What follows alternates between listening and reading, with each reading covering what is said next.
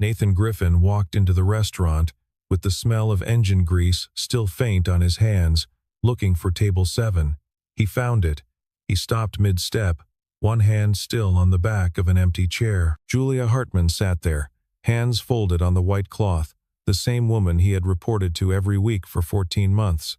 Her eyes met his and held there. For one long second neither of them reached for a menu, a chair, a word. The waiter hovered nearby with 2 glasses of water, unnoticed. Somewhere behind them, a door chime rang and nobody turned to look. Before you find out how 2 people who already knew each other froze across a blind date, neither one asked for a guess. Had either of them seen this coming at all? 3 days earlier, Megan Hartman had cornered Nathan by the bleachers at his daughter's soccer practice, arms crossed, refusing to let him say no a third time. "You work too much and you smile too little," she said. "I know someone. She's kind. She's busy, like you. That's all you're getting out of me." Nathan had known Megan for almost a year, ever since their kids ended up on the same team, sharing the same folding chairs on cold Saturday mornings. He knew her laugh, the way she brought extra orange slices for the whole bench, the way she talked with her hands when she was trying to convince him of something. He did not know her last name. She had never volunteered it, and he had never asked, because in Erie, work stayed at work and everything else stayed simple. That was the rule he'd built his whole life around, since Rachel died. His days had settled into a shape he could count on.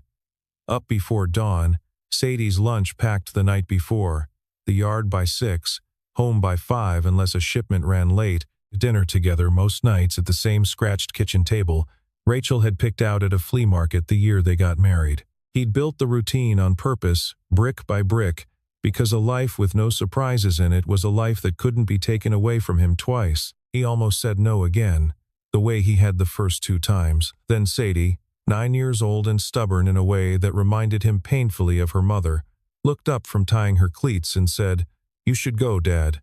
You always tell me I should try new things." That settled it. He couldn't argue with his own line thrown back at him. Across town, Julia Hartman took the same call from her sister, with far less resistance and far more caution than she let on in her voice. "His name's Nathan," Megan said. "That's all you get until Friday. No last name, no photo, no snooping." Julia had said yes before she let herself think too hard about why the name landed the way it did, settling somewhere behind her ribs, instead of passing through politely like most names did. Nathan was common enough. Half the men in Erie were named Nathan. She did not ask for a last name either.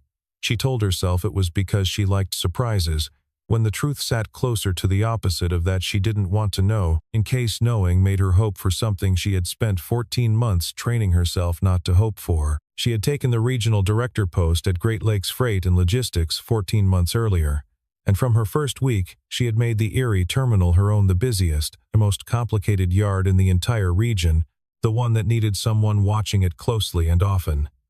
That was the official reason she gave the board when they questioned why a director spent so many hours on the floor instead of in her office 3 towns over. It was true. It was also not the whole truth, and she knew it every time she walked the yard and found herself scanning for one particular supervisor before she'd even noticed she was doing it. Julia's family had built a piece of their name on the Erie waterfront 2 generations back, shipping interests that had grown quieter over the years but never disappeared entirely, and she had spent her whole career trying to prove she'd earned her position on merit, and not on the strength of a last name that opened doors before she ever walked through them herself. She rarely brought it up with anyone, least of all Megan, who had chosen a smaller, simpler life, and never seemed to resent her sister for choosing differently, though the 2 of them talked about work about as often as they talked about the weather in another country. Nathan pressed his collar flat in the bathroom mirror that evening, tugging at a shirt that hadn't seen a hanger in months, and told himself this was just dinner, nothing more, a favor to a friend and a favor to his daughter. 2 towns over, Julia checked her reflection once, decided it didn't matter either way, and left the house anyway, keys already in hand before she'd finished deciding. Neither of them had pushed past the first syllable of the other's name. Neither of them expected the one other person in the world, already tangled up in their Mondays, to be sitting behind it. At the restaurant, the silence finally broke on Julia's side. "I almost canceled this 3 times, she said. Not quite a question, not quite a confession. "I almost didn't come at all," Nathan answered. and something in his voice made it clear he meant it as more than a joke. They both let out something that wasn't quite a laugh, more a release of held breath. The waiter approached again, and Julia waved him off with 2 fingers, buying another minute neither of them knew what to do with. 14 months of Monday briefings, safety walkthroughs, 5-minute conversations over a clipboard in the yard office. None of it had prepared either of them for sitting across a lit candle, with nothing between them but a folded napkin and a question. Neither one wanted to be the first to ask out loud. "You read my old report," Nathan said eventually. It wasn't a guess. Something in the way she'd looked at him for the past year had always carried a question underneath it she never actually asked. Julia set her water glass down carefully, aligning it with the edge of the tablecloth like she needed something to do with her hands. Years ago, before Erie, an anonymous filing, Crane inspection findings, the kind of write-up that saves people and never gets a byline attached to it. She studied him across the table. "I didn't know it was you until I'd been your supervisor for months. Even then I wasn't sure. I never asked." "Why not?" "Because asking would have meant admitting I'd noticed something I wasn't supposed to notice." Nathan turned his water glass a quarter turn, the way he turned bolts he wasn't ready to loosen yet. Then he told her the rest of it plainly, the way a man tells something he's rehearsed alone in his truck 100 times and never once said out loud to another person. He had been a licensed structural engineer, certified on port cranes and load-bearing frameworks, 3 years into a career that mattered in ways his current job never would. His wife, Rachel, had been an engineer too, sharper than him in most rooms, and she had flagged a fault in a warehouse frame that got overruled by a project manager who wanted the deadline more than he wanted the truth. The frame failed on a Tuesday morning in early spring. Rachel didn't walk away from it. Nathan quit 6 weeks later, packed up an office full of certifications nobody in Erie would ever ask to see, and told himself he was done building things that could kill someone if he got them wrong. "I needed something steady," he said. "Something where the worst mistake I could make was a late shipment, not a funeral, even if it meant not using half of what I know." "Tell me about her," Julia said, meaning Sadie, steering them gently somewhere lighter before the silence could turn heavy. Nathan's shoulders eased for the first time all evening. "She wants to be a marine biologist this month. Last month it was an astronaut. The month before, a person who names hurricanes." He shook his head, something almost bright in his face. "She's better company than most adults I know." "I never had kids," Julia said. "Never had time to figure out if I wanted them, honestly. 14 months in this job and I've barely had time to figure out if I want a plant." "You could start smaller than a kid," Nathan said. "A cactus, maybe. Hard to kill. I killed a cactus once." "Then I don't know what to tell you." They both laughed, easier this time, and for a moment, the restaurant noise around them fell away entirely, just candlelight, and 2 people who'd known each other's work for over a year finally learning the parts that never made it into a shift report. Julia didn't offer sympathy when he circled back, unprompted, to Rachel a few minutes later. She could tell, even after one dinner, that sympathy was the last thing he wanted from anyone. She reached across instead and slid the breadbasket an inch closer to him. And that was the whole of it. No speech, no careful words, just a small motion that said she'd heard every syllable and wasn't going to make him say more than he already had. "Monday," she said finally, standing as the check arrived, smoothing her coat over one arm, "were Miss Hartman and Mr. Griffin again, both of us." "I know how to do my job," Nathan said. "I know you do." She hesitated at the door, keys in hand, looking back at him a second longer than she meant to. "That's not what I'm worried about." He watched her walk to her car through the restaurant window and understood exactly what she meant by that, and knew, standing there with his hands in his pockets, that Monday was going to be a great deal harder than either of them had let on over dinner. He drove home the long way, past the terminal gates, past dark warehouse rooftops silhouetted against the last gray light off the lake, and found himself slowing near Crane 4 without quite meaning to, the way a man's foot finds a break before his mind catches up to why. He hadn't thought about the old work in years without some part of him flinching first. Tonight, for the first time in a long while, the thought arrived quiet instead of sharp. At home, Sadie was already asleep, the babysitter dozing in front of a muted television. Nathan paid her, walked her to her car, and stood on the porch a long while after the taillights disappeared, replaying the small, unremarkable moment of Julia's hand near the breadbasket, like it was something worth keeping safe. If you were in Nathan's shoes right now, would you ask for a transfer to protect her career, or stay exactly where you were and let the chips fall? Keep that answer in mind. Monday's shift briefing ran 4 minutes longer than usual, and everyone in the room but 2 people thought that was perfectly normal. Nathan stood at the back near the whiteboard, arms crossed, calling out load numbers the way he always did, voice flat and businesslike. Julia stood at the front reading off the week's shipping targets, in the same even tone she used for board calls, and neither of them looked at the other any longer than a briefing required. It should have been easy. It had been easy, in fact, for 14 months, right up until Friday night changed the math. After the room cleared, Nathan lingered by the door, waiting until the last dockhand had filed out. "I could ask for a transfer to the West Dock," he said. Different reporting line, cleaner for everyone. Julia's pen stopped over her clipboard. "Is that what you want?" "No," he admitted. "But I don't want you explaining to the regional board why your safety supervisor took you to dinner 3 days before a crane review." "Nobody's explaining anything," Julia said, tighter than she meant to sound. "Nothing happened that needs explaining." They both knew that wasn't entirely true, but it was true enough to leave the room on, and Nathan did, boots echoing down the corridor toward the yard. Out on the floor, he threw himself into the day's manifests harder than usual, double-checking work he normally trusted on the first pass, as if enough paperwork could crowd out the memory of candlelight and a breadbasket. A dockhand asked him twice if he was feeling all right. He said he was fine both times, and neither answer sounded convincing. In her office that afternoon, Julia pulled his personnel file from the archive, not the thin summary sheet HR kept on hand for scheduling purposes, but the full record, the one with his old engineering license number still listed under prior credentials nobody had ever bothered to update. She had read it twice before, in the detached procedural way a director reads any file. She read it a third time that afternoon, and caught herself lingering on details she'd skimmed past before, without really seeing them.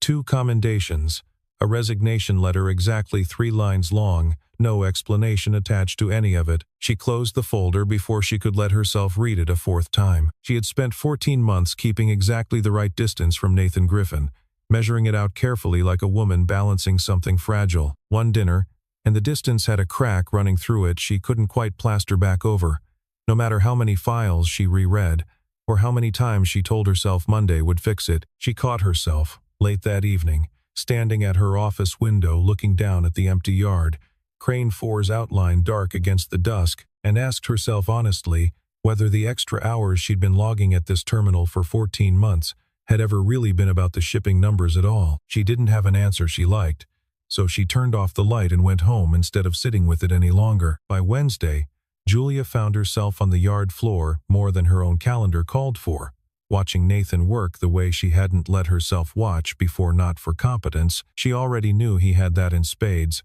but for the smaller things underneath it. The way he double-checked a cable clamp that had already passed inspection an hour earlier. The way he crouched down to a younger dockhand's eye level to explain a mistake instead of barking it across the yard, the way half the supervisors did. Todd Bishop noticed her noticing. Bishop had been vice president of operations at Great Lakes Freight for 6 years, and 14 months ago he had been the internal favorite for the regional director job that went to Julia instead, a decision he had smiled through in the announcement meeting and complained about privately to anyone who'd listen ever since. "You're spending a lot of hours down here for a director," Bishop said, falling into step beside her near Crane 4, hands in his pockets, tone almost friendly. "People talk, you know. People should talk about load schedules," Julia said, not slowing her pace. Bishop let it go outwardly, but his eyes tracked toward Nathan, coiling cable near the loading platform, and something in his expression settled into a coldness that had nothing to do with schedules at all. He'd spent 6 years telling himself the director job would eventually come around to him, that Julia's appointment was a temporary correction the board would reverse once she stumbled. 14 months in, she hadn't stumbled once, and watching her linger near a yard supervisor felt, to Bishop, like the first crack he'd been waiting for proof he could use, eventually, if he was patient enough to wait for the right moment to use it. At noon, Nathan's phone buzzed with a video call from Sadie, homesick that day with nothing worse than a cold, holding up a drawing of a sailboat on Lake Erie, done in careful, uneven crayon strokes. "I gave it 3 sails," she said, tilting the paper for the camera. "Real boats only have 2, but 3 looks better." "Three's better," Nathan agreed, smiling in a way the yard never saw from him. Later that afternoon, when the same call cut short because a load needed his attention, he found Julia already waiting by the loading gate with 2 coffees, one held out toward him before he'd said a word about needing it. "You looked like you skipped lunch," she said, like it was nothing, like she hadn't been watching for the exact moment he'd need it. He took the cup and didn't ask how she knew. Neither of them mentioned that supervisors didn't usually bring coffee to anyone. Julia had heard the tail end of the call with Sadie before she'd walked over. The unguarded warmth in his voice, a register she had never once heard him use in 14 months of briefings, and she filed it away the same careful way she'd filed everything else about him, except this time she let herself hold onto it a little longer before moving on down the row. That same week, Bishop quietly signed off on a maintenance deferral for Crane 4, pushing its full inspection back another quarter to trim the department's cost report before Friday's regional numbers went out. It wasn't the first time he'd done it. He'd been doing it in smaller, careful doses for close to 2 years, long before Julia ever arrived in Erie, and her arrival hadn't changed a habit nobody above him had ever thought to check closely. He signed the form standing up, coffee in one hand, the way a man signs something he stopped thinking of as a decision at all. Nathan noticed the deferral 2 days later while cross-referencing the week's equipment logs, a habit left over from a career he supposedly didn't practice anymore. He flagged it to the floor supervisor, who shrugged and said Bishop's office had already cleared it. Nathan let it sit for a day, uneasy, before deciding it was worth raising with Julia directly. Julia called an informal technical review the following Monday. No agenda circulated in advance, just Nathan, Bishop, and 2 engineers from the regional office gathered around a set of maintenance logs in a conference room that smelled faintly of burnt coffee and printer toner. She hadn't needed a manufactured excuse to bring Nathan into the room. 14 months of trusting his read on the yard had already made that decision for her long before Friday ever happened. The 2 regional engineers, a quiet man named Douglas, and a younger woman fresh out of a certification program, spread the inspection photos across the table without much ceremony, expecting a routine sign-off. Nathan pulled the 3rd photo back toward himself before anyone else had finished with the first. Nathan flagged Crane 4's connector joint in under 10 minutes, pointing to a stress pattern in the inspection photos that the official report hadn't mentioned at all, not even in passing. "This isn't wear from load cycling," he said, sliding the photo across the table. "This is fatigue. It needs a full teardown, not a patch job and a signature. We patched it in the spring." Bishop cut in, voice sharper now. It passed a visual," Nathan said evenly, "not a load test. Those are 2 different things, and you know it." Bishop's voice climbed half a register, color rising in his neck. "I don't need a forklift supervisor rewriting engineering assessments in front of the regional office." "He's not rewriting anything," Julia said, calm and final, closing the folder in front of her. "He's reading it correctly, which is more than I can say for whoever signed off on this last spring. Schedule the teardown for this week. Full stop." Bishop agreed out loud and disagreed with every muscle in his face. He gathered his folder and left first, and in the doorway he glanced back at Julia a beat too long. The look of a man already deciding how he'd use this later, filing it away the same careful way she'd once filed Nathan. Douglas lingered after the room cleared, gathering the loose photos into a neat stack. "He's not wrong about the cost," he said quietly, meaning Bishop, "but he's definitely wrong about the joint." Julia thanked him and said nothing else, already thinking 3 steps ahead to the shutdown order she'd need to sign before the week was out. "Guess what happens next before you keep reading?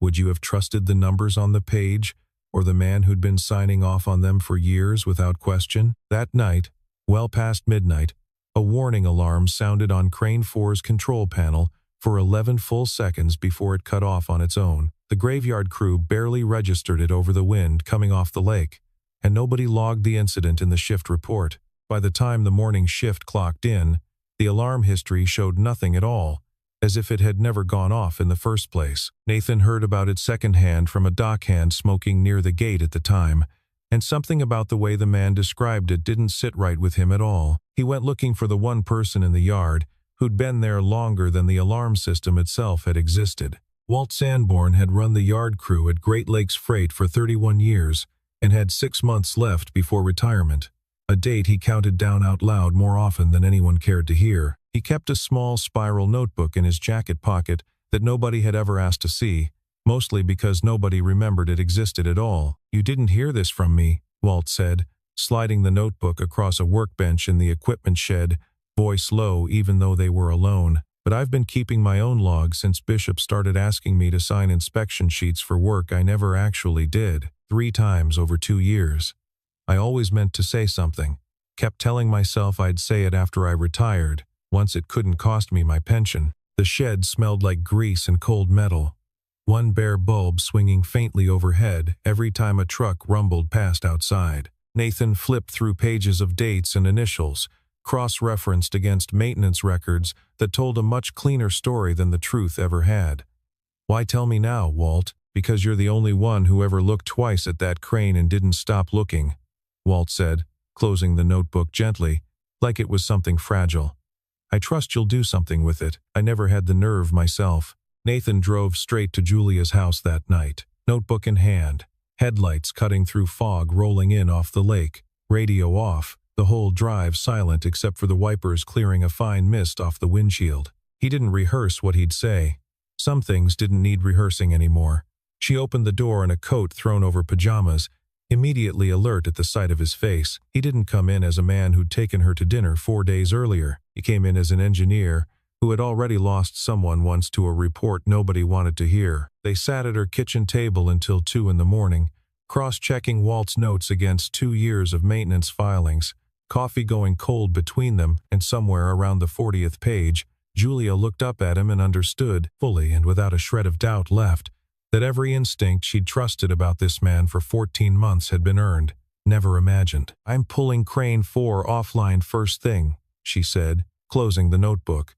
"Full shutdown, full inspection, before another shift so much as touches it. Bishop won't like that." "Bishop doesn't get a vote," Julia said, and for the first time all night, something in her voice sounded almost steady again. The following morning, before Julia's shutdown order reached the floor supervisor, Bishop pushed through an early departure for a scheduled freighter, overriding the delay himself to protect a quarterly number he badly needed in front of the regional board that Friday. Nathan was midway across the yard, coffee in hand, when he heard a groan of metal too sharp and too sudden to be routine, coming from Crane 4's main connector joint. He didn't think.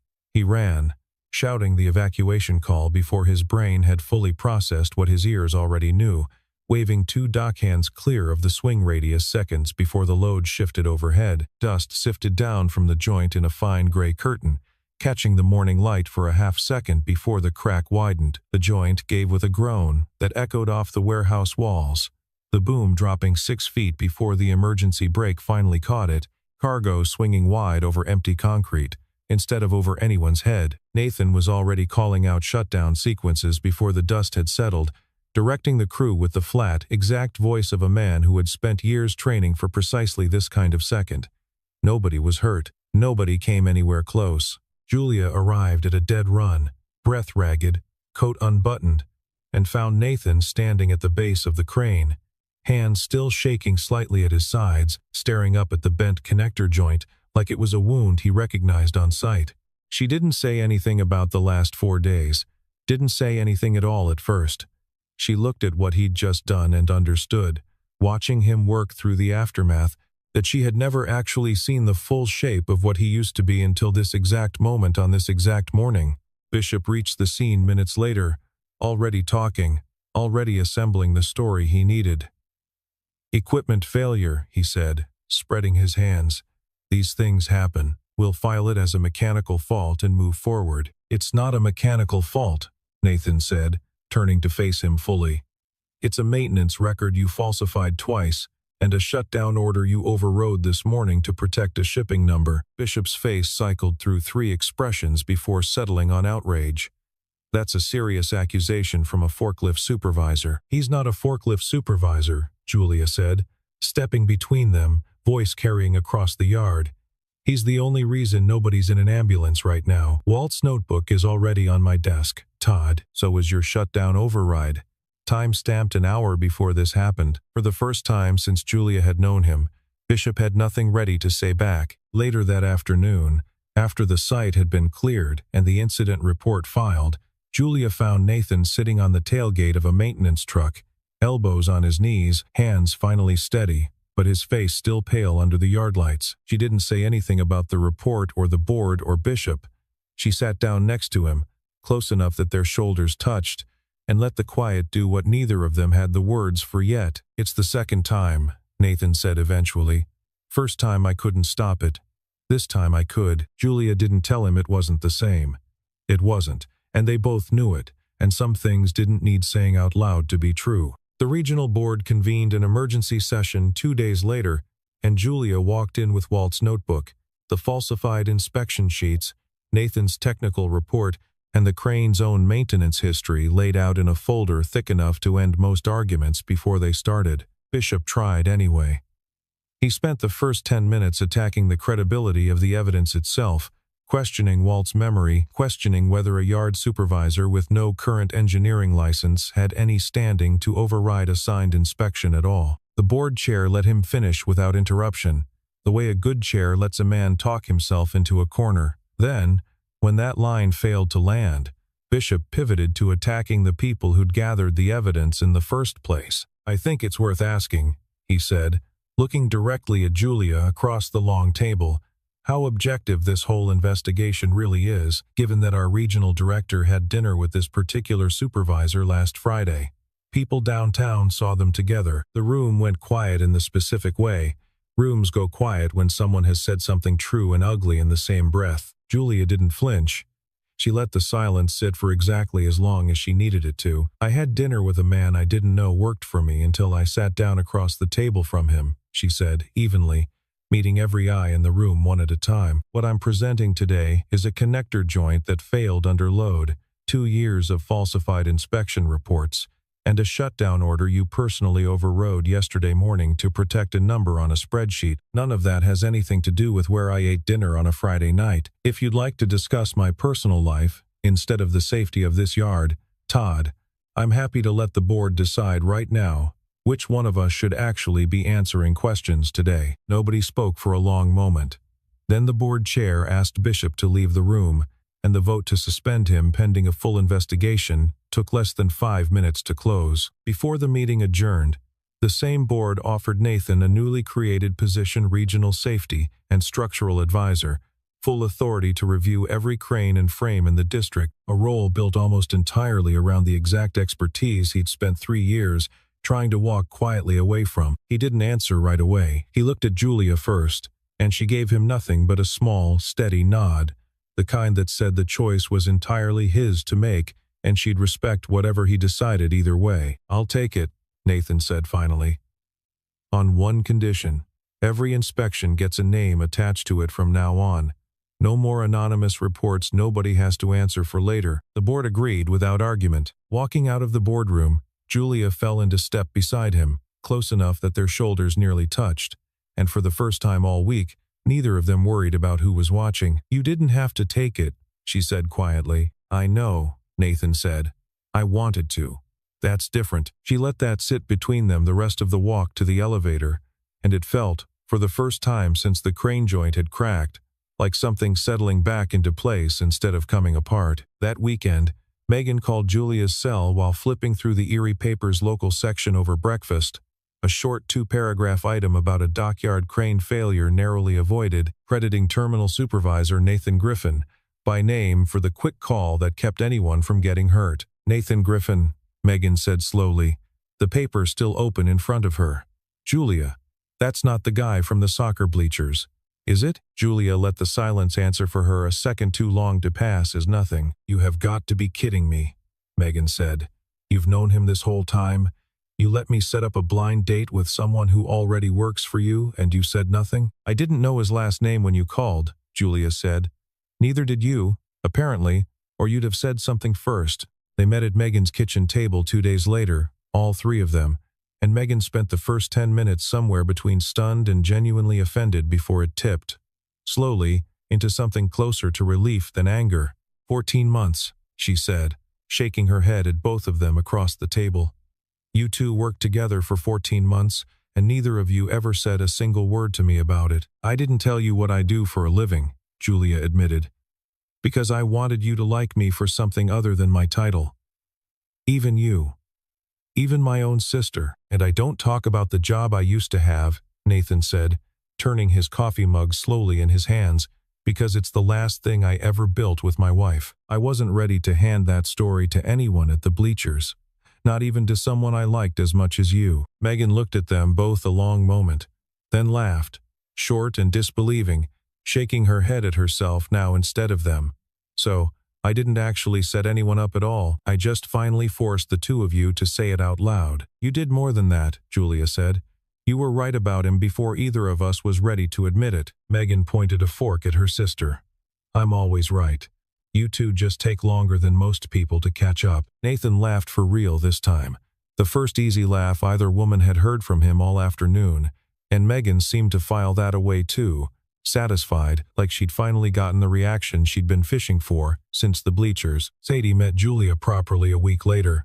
At a lakeside picnic table, Nathan hadn't planned quite as carefully as it looked from the outside. She studied Julia with the frank, unhurried attention only a 9-year-old can manage without any self-consciousness at all. Do you like boats? Sadie asked, swinging her legs under the table. I like people who take care of them, Julia said, and meant it in more ways than the girl understood yet, glancing sideways at Nathan as she said it. Sadie considered that answer with the seriousness of a much older person, then slid her drawing across the table without being asked. You can have this one, she said. I already made a better one. Julia folded it carefully and put it in her bag instead of her pocket. The way a person keeps something they intend to hold on to for longer than an afternoon. 3 weeks after the board meeting, Bishop was formally terminated following the investigation's findings, and Nathan started his new role with a badge that carried his real title on it for the first time in 3 years. On a Friday evening that felt deliberately unremarkable, he and Julia found themselves back at the same restaurant, both of them asking for the same table without either one saying so out loud first. The hostess seated them at table 7 without a second thought, as though it had always been reserved for exactly this. Candlelight. The same low hum of conversation from the next table. The same waiter, older now by 3 weeks and nothing else. Julia noticed all of it and said none of it out loud, content just to let the evening repeat itself on purpose this time. There was no grand declaration between them.